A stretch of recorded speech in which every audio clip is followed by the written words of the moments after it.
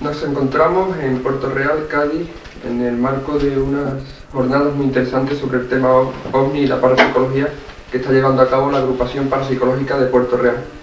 Y aquí estamos con uno de los ponentes, Pedro Canto, periodista especializado e investigador del fenómeno OVNI.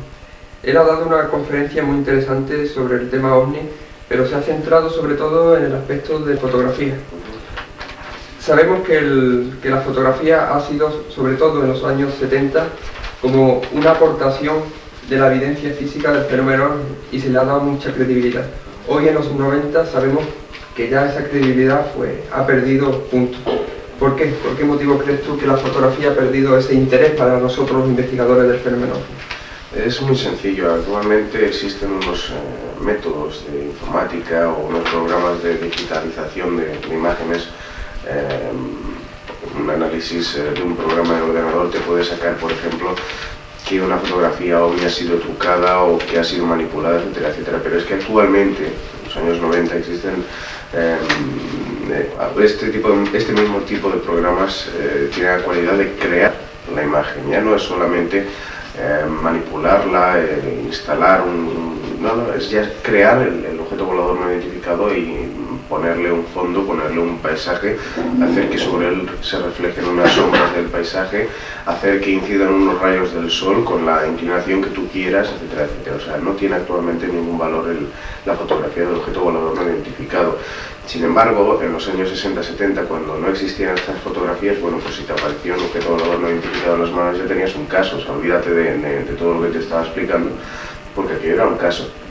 Sin embargo, nos damos cuenta actualmente en el análisis de la fotografía que casi el 80% de las fotografías que tenemos en archivo o las que se están investigando actualmente tienen, si no fraude, pueden ser confundidas con fenómenos completamente reales.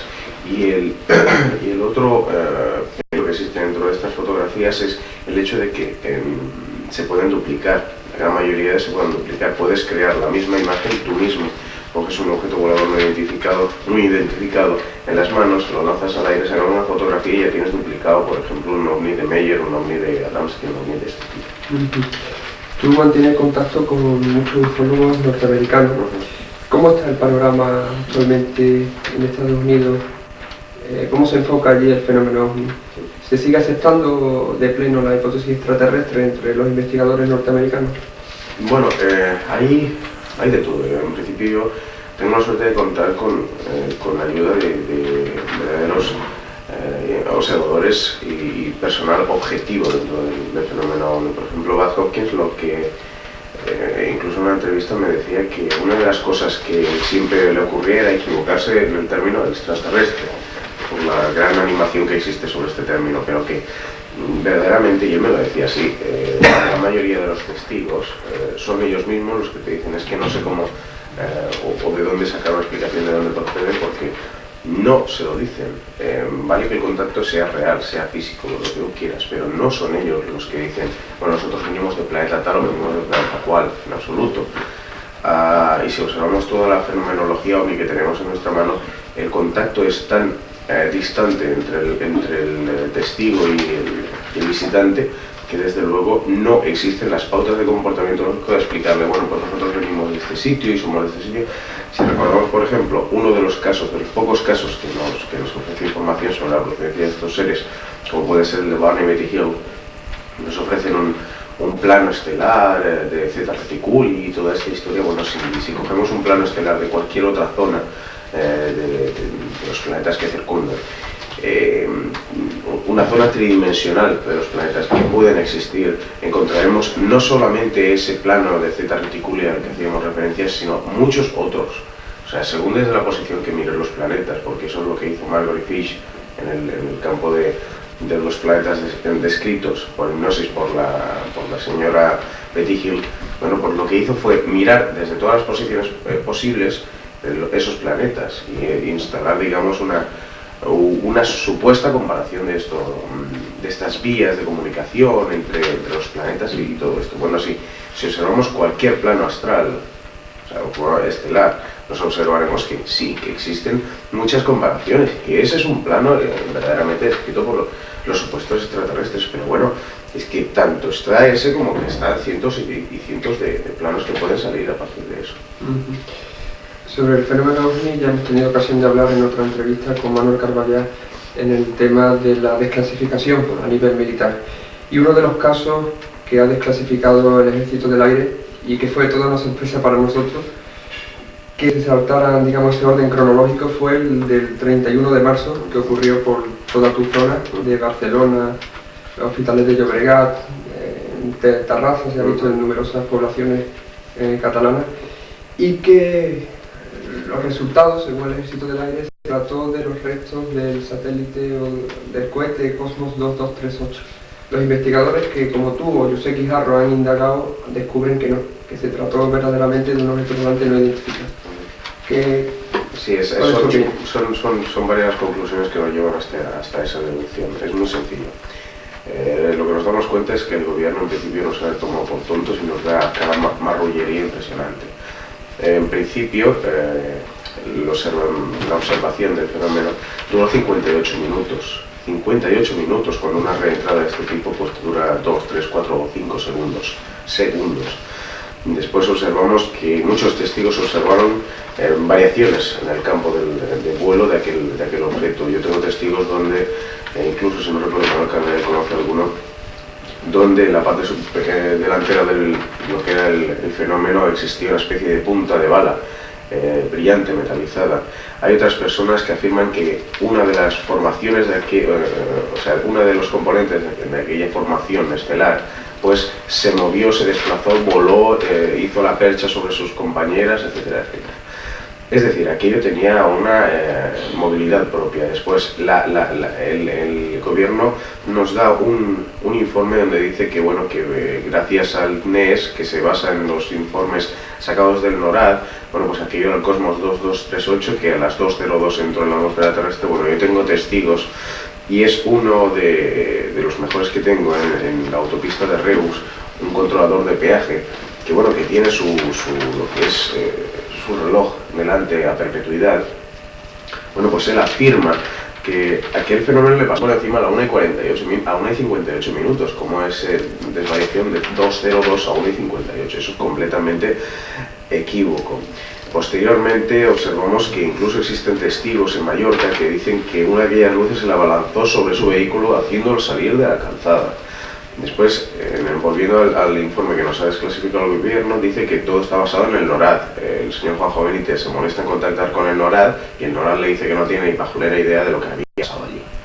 O sea, después el señor José Guijarro ha conseguido recientemente, un recorte de prensa francés donde ya no es el Cosmos 2238, sino otro cohete soviético que no se sabe lo que era. Es decir, nos encontramos a un fenómeno que han intentado calificar como real, y una cosa más, es decir, el gobierno instaló en principio la regla de que tenía que ser visualizado en radar para poder,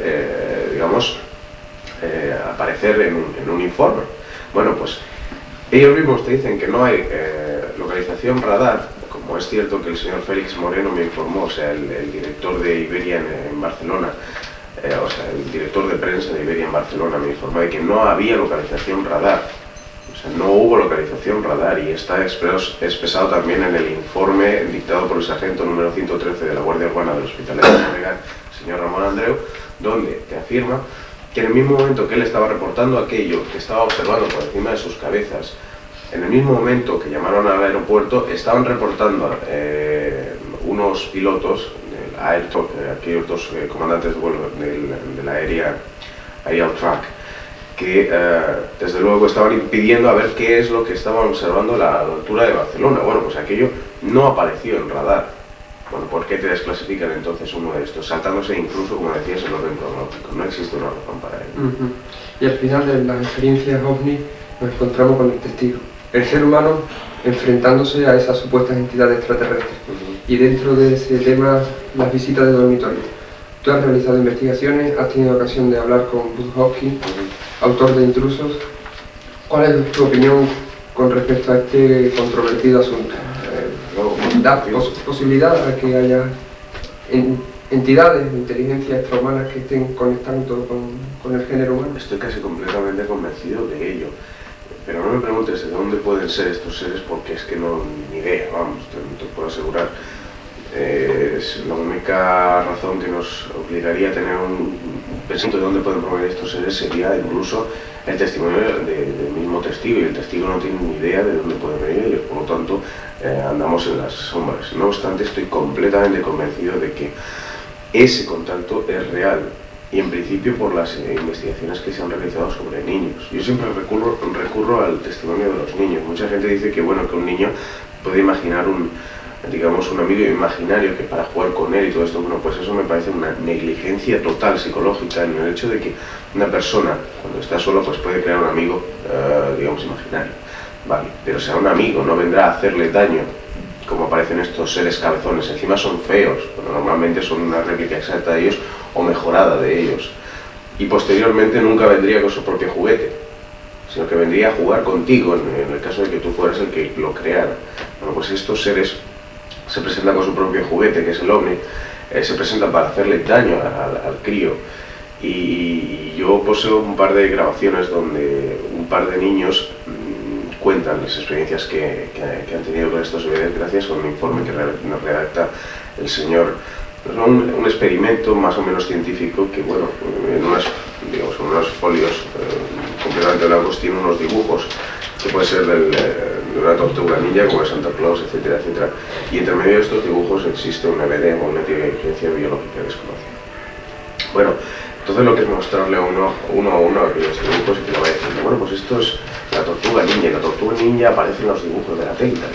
Entonces llega un EVD y la criatura se sube por las paredes, empieza a llorar, mamá, pero que me quiten esto de encima, estos son los que vienen por la noche, etcétera, etcétera. Hay casos donde niños incluso presentan hematomas, incluso recuerdo el caso de una niña que aparecía con agujas, como si hubieran clavado agujas en la vagina.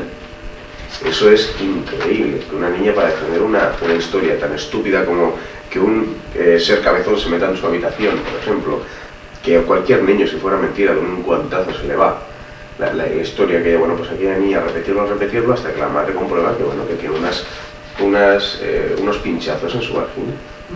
Es algo verdaderamente impresionante. Pues muchas gracias por la entrevista. Falta ya.